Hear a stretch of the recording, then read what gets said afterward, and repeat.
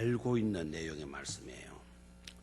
말씀의 제목은 담을 넘는 인생 이렇게 잡았습니다. 담을 넘는 인생이 누구로 소개가 되고 있나요? 요셉으로 소개가 되고 있죠. 자, 이 내용은요, 야곱이 죽음을 앞두고 자기 아들들을 불러 모아놓고 아들들에게 유언과 같은 축복의 기도를 해준 내용이에요. 그런데 정말 놀라웠게도 아버지가 자식들을 불러놓고 한마디 한마디 축복해주면서 기도했는데 그 내용이 사람이 지어서 한 내용이 아니라는 것을 깨닫게 돼요. 하나님이 감동을 주셔가지고 죽음을 앞둔 야곱에게 감동을 주셔가지고 자식들에게 축복한 내용 그대로 자식들이 되어지는 것을 볼 수가 있습니다. 자, 이 내용 읽으면서 이거는 야곱이가 요셉의 머리 위에 손을 얹고 안수기도 해주면서 축복기도 한 내용이거든요. 여러분들은 이제 요셉의 생애가 어떠했던가를 여러분은 잘 아시고 있죠, 그죠? 요셉의 생애하고 야곱의 축복기도 내용하고 같다는 느낌을 받았어요. 이건 생판 다른데 이런 느낌을 들었어요? 똑같아요, 내용이요. 요셉의 전기를 쓰고 있는 것처럼, 요셉의 전기를 일대기를 쓰고 있는 것처럼 느껴지게 만드는 그런 축복기도예요. 그러니까 이것은 그냥 단순한 기도가 아니다. 하나님이 감동을 주셔가지고 야곱으로 하여금, 그 나이가 늙었으면 제대로 기억력도 없을 텐데 말이죠. 하나님이 감동을 주셔가지고 뭔가 파노라마처럼 요셉의 그 생애를 들여다보게 하신 것이 아니겠는가. 요셉 자기 눈에 파노라마처럼 이렇게 지나가게 함으로써 야곱이 그걸 보고 축복기도 해준 것이 아니겠는가 하는 그런 착각을 일으키게 하는 그런 말씀이에요. 축복의 내용이 너무 아름답죠, 그죠? 내용만 아름다운 것이 아니라 요셉의 생애가 그래 했어요, 안 했어요? 그래, 대답을 해요. 그래 했습니까, 안 했습니까? 안 했다면 요셉의 생애 전체를 또 이야기를 해야 되는데요. 자, 한번 일단은 봅시다.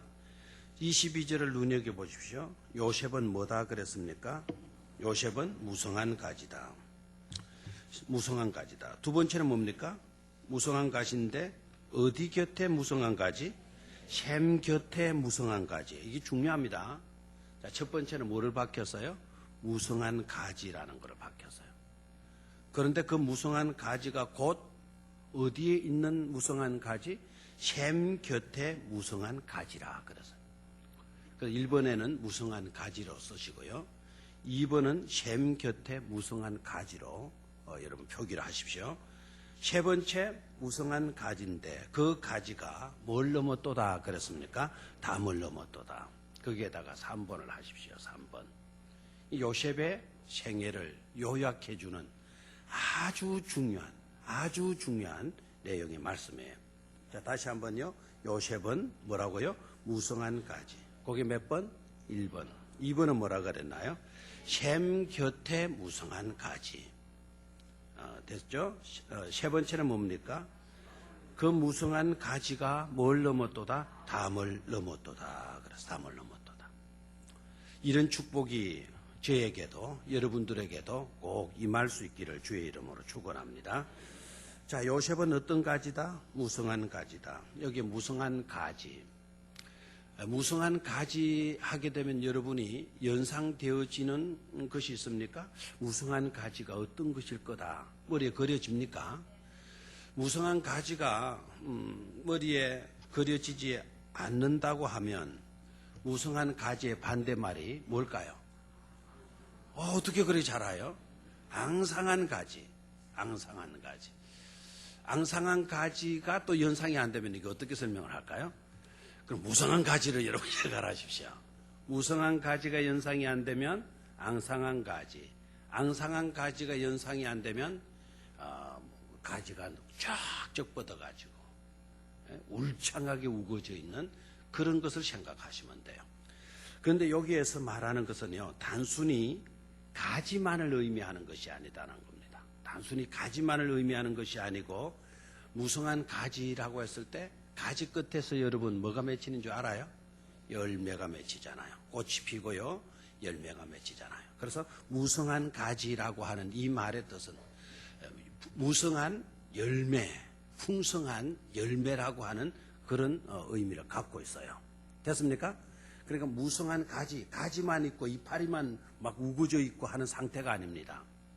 무화과 나무가 그랬다가 예수님께로부터 저주를 받았잖아요. 맞죠? 이파리만 무성했어요. 맺어야 할 열매를 맺지 못하게 되면 그것은 축복이라 말할 수가 없습니다. 근데 요셉을 가리켜서 무성한 가지다라고 했을 때 가지만을 의미하는 것이 아니고 그 가지에 붙어 있는 그 이파리가 막 우거져 있는 상태만을 의미하는 것이 아니라 뭐라고요? 풍성한 열매들, 열매가 풍성하게 맺혀 있는 그런 것을 의미한다 하는 것입니다. 됐습니까? 자, 두 번째는요. 그런데 그 무성한 가지가 어떻게 무성한 가지가 될 수가 있었나 하는 그 비결을 말해주고 있는 내용이에요. 무성한 가지인데 무성한 가지가 될 수 있었던 그 비결은 어디에 있었다? 샘 곁에 무성한 가지라는 거예요. 아멘입니까? 여러분, 무성한 가지, 풍성한 열매만을 기대해서는 안 돼요.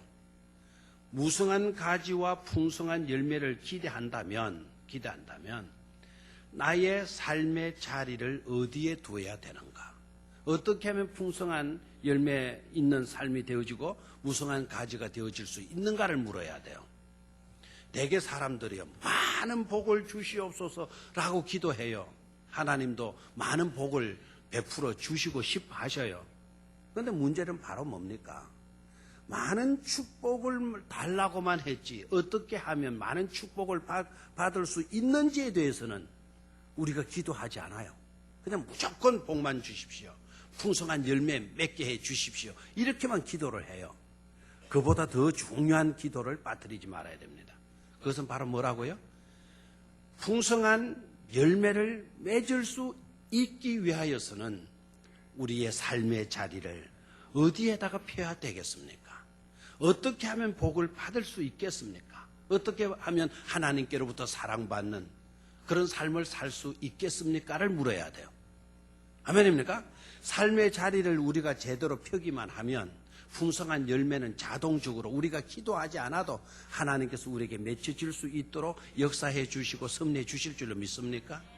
그럼 어떻게 우리가 풍성한 열매, 무성한 가지가 될 수가 있는 것입니까? 그 비결이 바로 뭐라고요? 샘 곁에 무성한 가지. 다시 한번 샘 곁에 무성한 가지. 다시 한번 샘 곁에 무성한 가지. 샘이 어딜까요? 샘은 뭘 의미할까요? 나무에게 있어서는 샘은 생명과 같은 것 아닙니까? 우리에게 있어서 샘은 누구일까요? 하나님 곁에 우리, 예수 그리스도 곁에 우리, 성령님 곁에 우리. 아멘입니까? 아예 성령님의 이름의 뜻이 바로 뭔 줄 아시죠? 곁에서 도우신다는, 파라클레토스, 파라라는 말은 곁에라는 뜻이에요. 곁에, 함께 곁에 계셔 주시면서 우리를 도와주시고 우리를 위로해 주시고 우리를 가르치시고 우리로 하여금 생각나게 하시고 우리로 하여금 믿을 수 있도록 역사해 주시는 것을 말하는 겁니다. 곁에, 샘 곁에 무성한 나무다. 여러분, 샘 곁에 주소지를 두고 산다는 것 자체가 복인 줄로 믿습니까? 시편 1편 3절 여러분 기억나시는지 모르겠어요. 시편 1편 3절 내용의 말씀이 뭐죠? 복 있는 사람은 쭉 나가서 저는 시냇가에 심은 뭐 같다? 나무 같다. 시편 1편 3편을 빨리 한번 찾으시기를 바랍니다.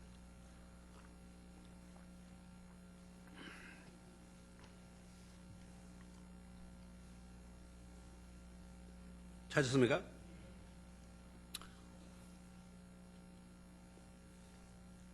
자, 다 같이 시작.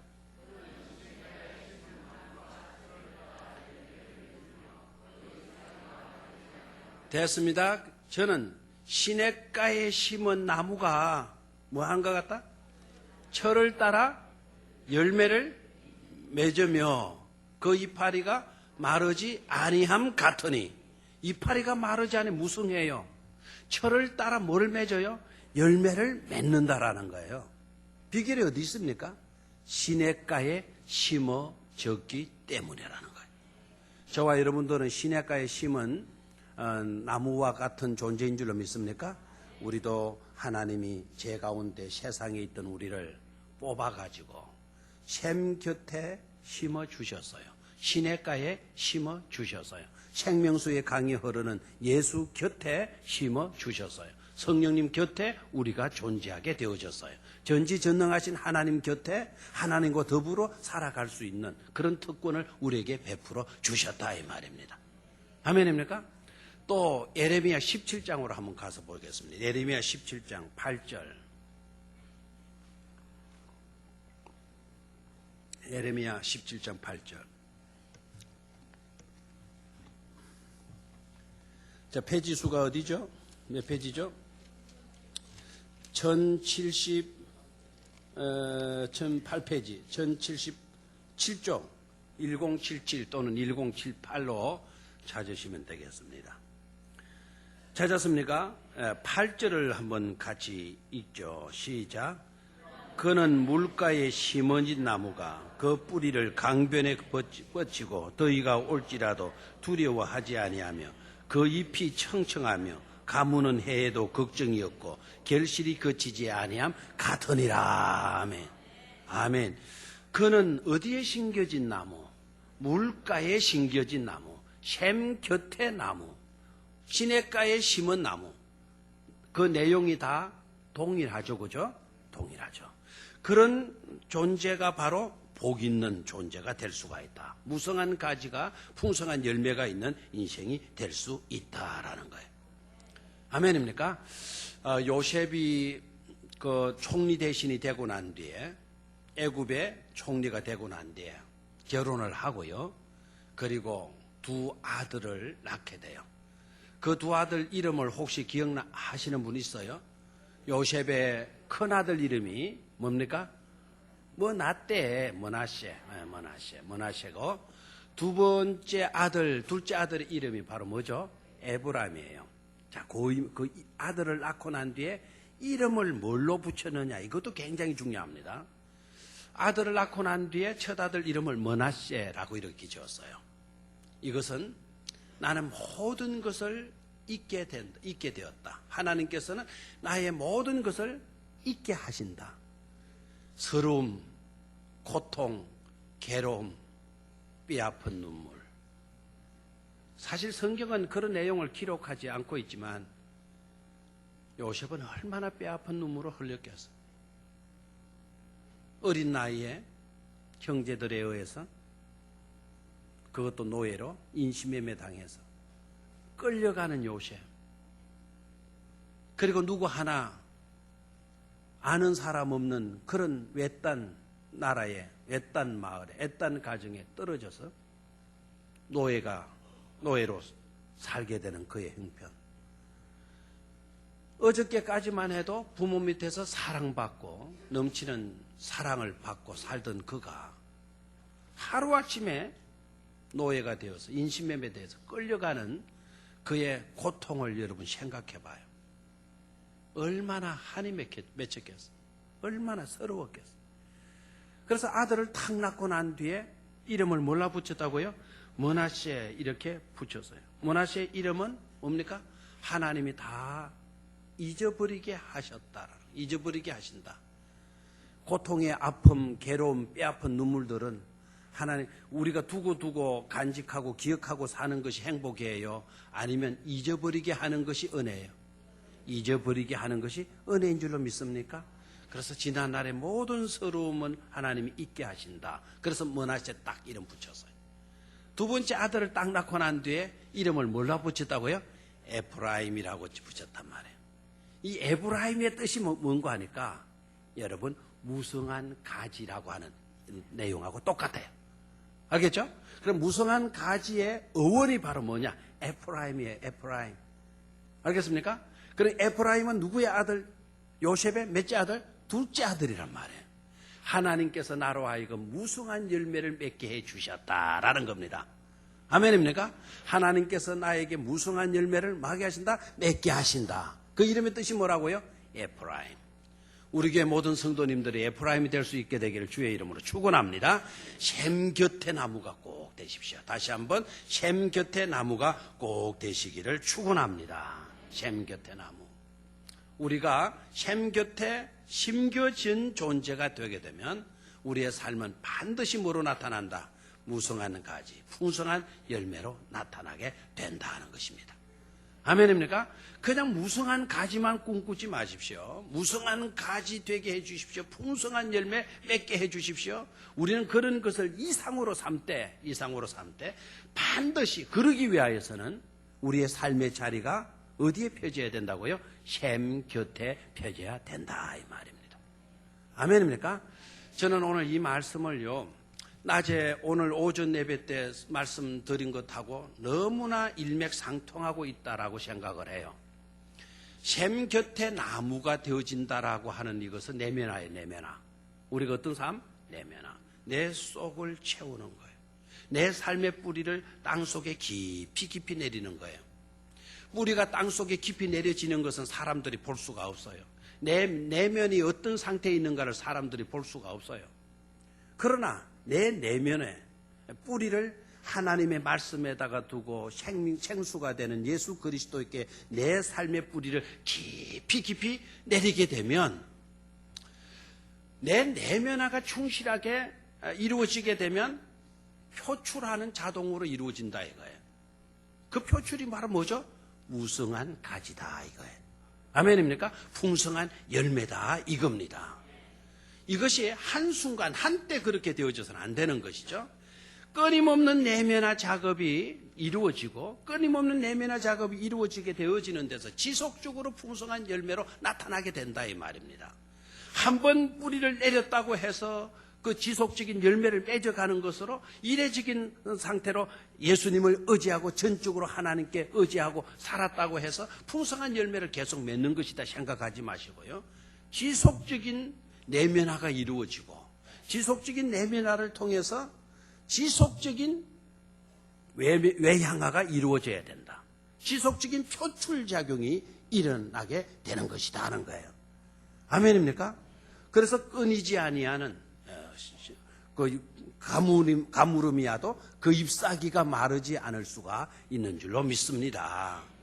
내면화 작업과 예면화 작업, 이것을 우리 청년들 오늘 찬양대로 이렇게 수고했으니까 청년들의 표현으로 쓰면 인푸트와 아웃푸트죠. 인푸트는 뭐죠? 인푸트는 입력하는 거예요. 아웃푸트는 뭐죠? 그죠? 출력하는 거죠. 이걸 조금 더 어려운 말로 하면 인리치예요. 인리치. 이거는 안으로 미친다라는, 안으로 도달한다. 안에 도착한다. 안으로 미친다. 이 말도 되고요. 인리치, INRICH를 하게 되면은요, 풍요로움이잖아요. 풍요로움. 인리치, INREACH 하게 되면 안으로 도착한다. 리치한다. 도달한다는 뜻이죠. 아웃리치라는 말을 쓰죠. 아웃리치. 우리 원래는 아웃리치를 어디로 갈까? 외곽 순회 전도를 어디로 갈까? 아웃리치입니다. 아웃리치. 이 표현이 똑같아요. 우리가 인리치 하게 되면 아웃리치는 자동으로 이루어지게 되는 줄로 믿습니까? 열심히 여러분 내면화 작업을 해놓으면 언젠가는 반드시 날이면 날마다 아웃리치로 표출되어져요. 그 인리치 되어진 게, 내면화 되어진 그 은혜가 살아서 풍성한 열매로 드러나게 된다는 사실이에요. 아멘입니까? 자, 그래서 오늘 고담 구절이 뭔가 하니까 세 번째가 뭐였죠? 담을 넘었도다 그랬죠. 그 가지가 뭘 넘었도다? 담을 넘었도다. 이 담을 넘었도다라는 말은 무슨 말일까요? 다른 영역에까지 영향력을 끼치게 되었다 이 말입니다. 아멘입니까? 우리의 영역에서 담을 넘었다. 우리 교회도 풍요로움의 은혜를 누릴 뿐만 아니라 우리 교회 안의 풍요로움으로 끝나는 것이 아니라 우리 교회 바깥에 있는 사람들에게도 영향을, 풍요로움을 더해주는 거예요. 그들에게도 풍요로움을 가질 수 있도록 해주는 것을 말하게 되는 것입니다. 아멘입니까? 이게 진짜 축복인 줄로 믿습니다. 진짜 축복이 뭔지를 한번 보십시오. 그의 한계와 영역이 어디까지인가를 생각해 보십시오. 하나님이 나에게 복을 주셨어요. 건강케 해주셨어요. 물질의 복을 주셔서 넘치도록 평생 막 그냥 마음껏 먹고 마음껏 여행 다니고 마음껏 쓸 수 있는 그런 물질을 주셨어요. 괜찮아요? 안 괜찮아요? 여러분 그렇게 되어지기를 소원하면 크게 아멘 하십시오. 아멘 하신 분들은 꼭 그렇게 되시기를 바라요. 그런데 거기까지만 되면 요거는 조금 불행이에요. 하나님 나로 하여금 넘치는 복을 주시되 나 때문에 내 주변에 있는 사람들, 나 때문에 내 곁에 있는 친구들, 나 때문에 나를 만나는 모든 사람들도 풍요롭게 될 수 있도록, 저들도 풍요로워질 수 있도록 나에게 넘치는 복을 주시옵소서. 이것이 훨씬 더 그 복의 영역이 큰 줄로 믿습니까? 그래서 우리는 이렇게 기도하셔야 돼요. 하나님, 남을 도울 수 있는, 남에게 영향력을 끼칠 수 있는, 가난한 사람을 돕고 가난한 친구를 돕고 가난한 이웃을 도울 수 있는 그런 풍요로움을 저에게 주십시오. 이렇게 기도하셔야 돼요. 이렇게 기도하시면 하나님이 그렇게 되기 위해서 먼저 누구를 복되게 하실까요? 나를 복되게 하실 줄로 믿습니까?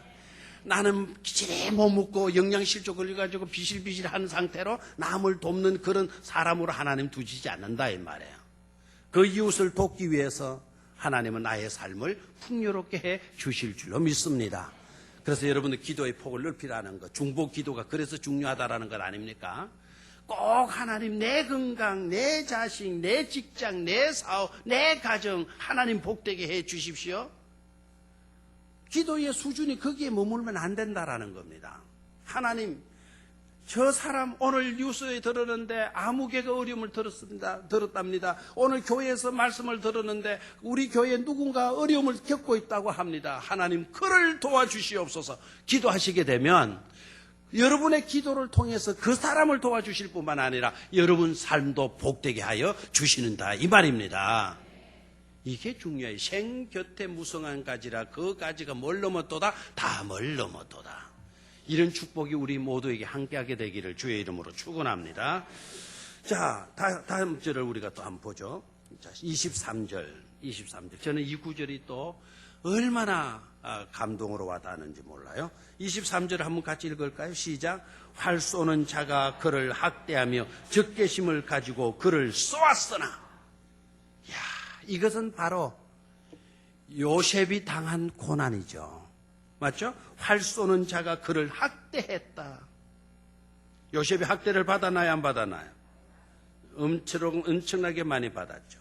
적개심을 가지고 그를 마였으나 쏘았어요. 쏘려고 폼 잡은 게 아니에요. 적개심을 품은 자들이 활을 쏘았다 그랬고요. 활 쏘는 자가 그를 뭐 했다 그랬습니까? 학대했다라는 거예요. 요셉의 생애를 생각해 보면 그랬어요, 안 그랬어요? 팔려갔죠. 보디발의 아내에게 당해가지고 억울하게 어디 신세를 집니까? 감옥 신세를 지지 않아요? 학대 당했어요. 감옥 신세 지었어. 우리가 그냥 읽기 쉽고 듣기 쉬운 일이지만은 그 과정 속에 요셉이 한순간을 겪고 넘어가고 철창 신세 속에서 철창의 감옥 속에 들어가 가지고는 고참들한테 이 심부름 저 심부름 하고 있는 요셉의 입장을 생각해 봐요. 이게는 활 쏘는 자의 학대를 당한 것이고요. 그렇죠? 맞아요.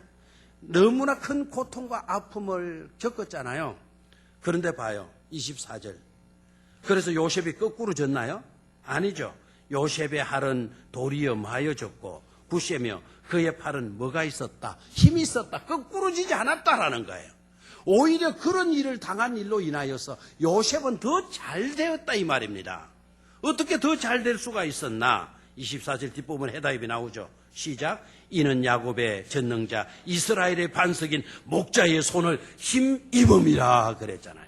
거기다 빨간 줄을 긋고 싶지 않습니까?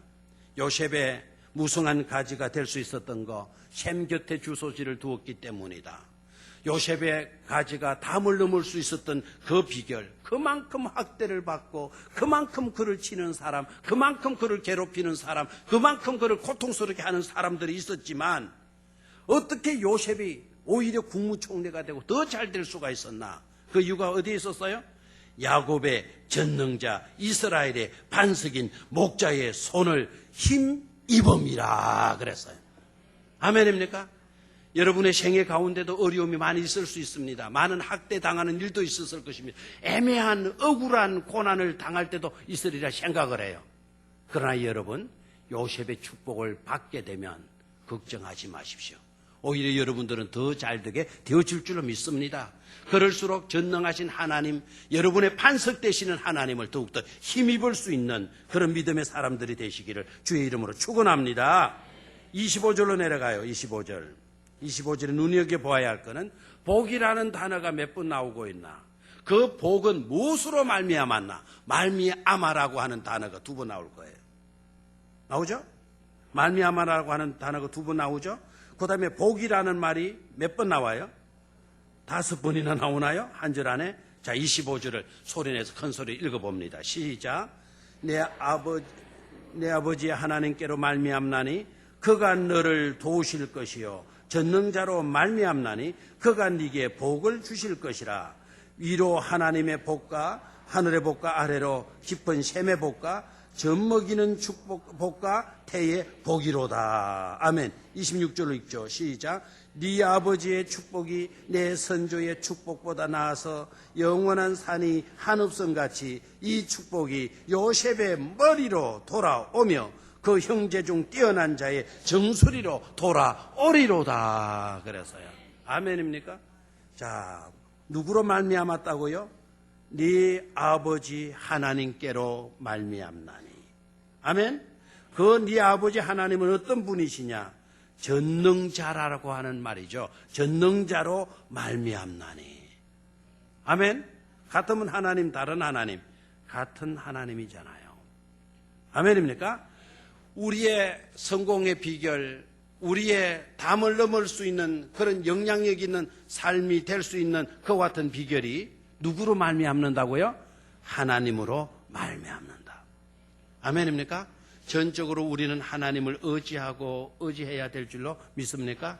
요셉의 가지가 담을 넘은 이야기를 하라 그러면은 여러분 어떻게 할 수가 있겠어요?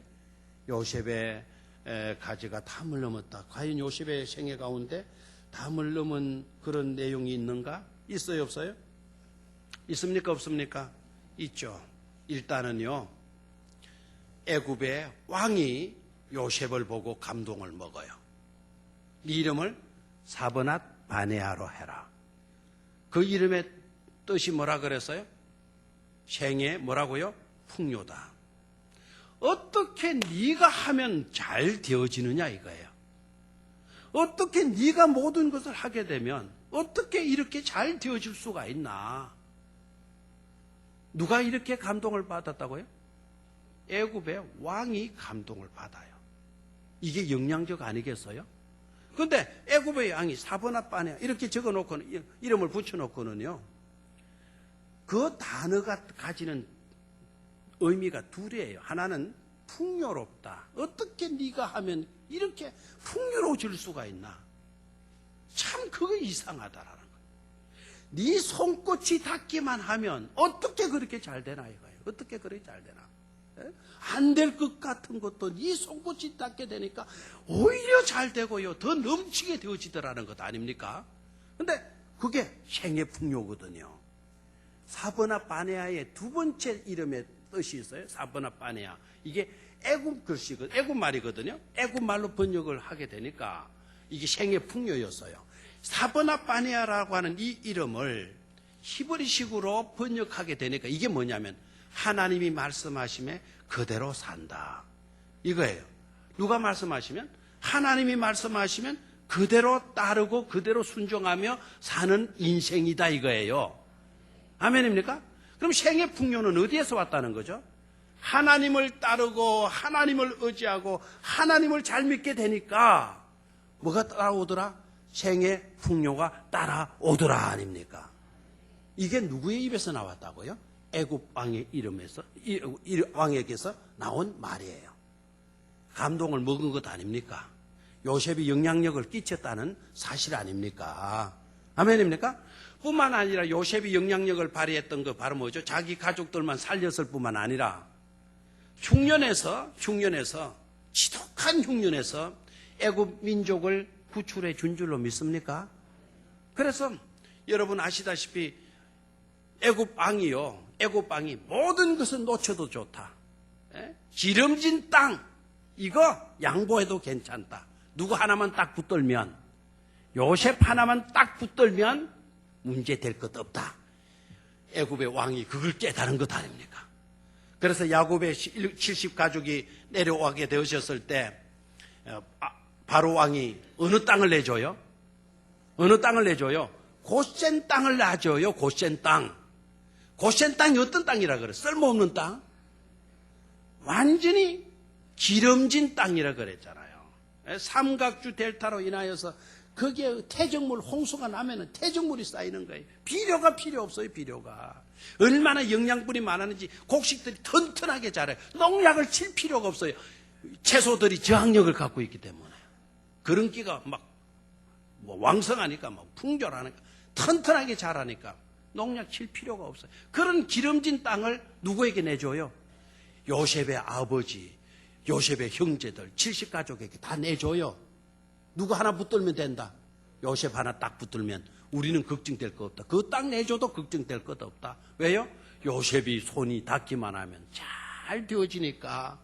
이게 담을 넘는 축복인 줄로 믿습니다. 우리 교회 젊은이들, 우리 교회 학생들, 자녀들, 우리 성도님들 꼭 이런 축복의 사람이 되어질 수 있기를 축원합니다. 네가 하면 내가 맡길 수가 있다. 뭐든지 맡길 수가 있다. 네가 하면 분명하니까. 엄청난 축복이 주어지게 되니까. 그래서 우리 젊은이들이 그 일들을 맡고 그 자리에 들어가서 복의 통로가 되고 그 가지가 담을 넘는 그런 역사가 따라야만이 우리에게는 진정 복된 교회가 되어질 줄로 믿습니다. 시간이 없기 때문에 여기까지 하고요. 여러분 아펜젤라 은도우드 목사님이 우리나라에 선교 오신 지가 언제라고 그래요? 1884년이죠. 그죠? 맞아요? 그리고 아펜젤라가 사실 1년 뒤에 와서 1885년이에요. 우리 교회가 1895년에 설립이 돼요. 사실 이분들보다 약 한 50여 년, 60년, 53년, 한 50년 전에 먼저 돌아왔던 선교사님이 계셔요. 꾸출라퍼 선교사라고 하는 분이 있어요. 이분이 중국 선교사로 나갔다가 중국 선교가 안 되는 거예요. 그래서 동인도 제국의 그 배들이 한국으로 조선으로 지나간다는 소식을 듣고 그 배를 타서 조선 땅에 왔어요.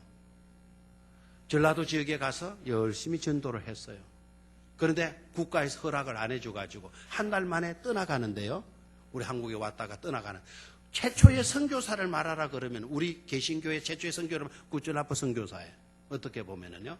그리고 정착해서 오래 선교를 못 했을 뿐이지 어떻게 보면 단기 선교를 하고 가셨어요. 그분이요. 여러분 우리나라가 감자 재배를 언제부터 한 줄 알아요? 감자. 원래 우리 교회 감자를 안 심었죠. 감자를 심었으면 이제 조금 있다 한 달 있으면 캘 때가 됐는데 안 심어놓으니까 이게 수확의 기쁨을 이번에는 얻을 수가 없네요. 수고는 따르지만. 그 감자 재배를 우리나라에 가지고 돌아서 감자 재배를 할 수 있도록 하신 분이 누구인 간에 꾸출라퍼 선교사예요. 그러니까 이 나라는 모든 좋은 것들이 누구로 말미암았죠? 선교사님들을 통해서 들어왔다 해도 과언이 아니지 않습니까? 예? 감자 재배도 선교사님이 가지고 돌아왔어요. 그때부터 우리나라가 감자를 재배했다는 거 아닙니까? 나는 저 조선시대 때 더 올라가가지고 저 신라시대 막 그런 데를 알았어요. 그런데 그렇지 않고 선교사가 감자를 가지고 와서 감자를 재배했다라는 거예요. 좋죠? 그래서 이전에 그분들이 담을 넘어가지고 우리나라에 왔기 때문에 오늘 선교 100 몇 년이 됐나요? 1884년에다가 2012년을 빼면은 얼마입니까? 계산이 빨리 안 되나요? 선교 몇 년? 128년입니까? 뭐 하여튼 150년입니까? 꾸출라퍼 선교사까지 하면 한 150몇 년, 160년 정도 되겠죠. 그죠? 그때부터 라는 것을 생각하셔야 돼. 그분들이 담을 넘어가지고 이 땅에 왔기 때문에 이제는 우리나라가 우리 병영교회가 담을 넘어서 해외에까지 선교사를 내보내고 영향력을, 아름다운 영향력을 끼쳐야 될 때가 온 줄로 믿습니다. 남에게 영향을 끼치는 것, 영향력을 끼칠 수 있도록 우리가 간절히 기도하는 일 놓치지 말아야 될 줄로 믿습니다. 기도하겠습니다. 하나님 아버지, 요셉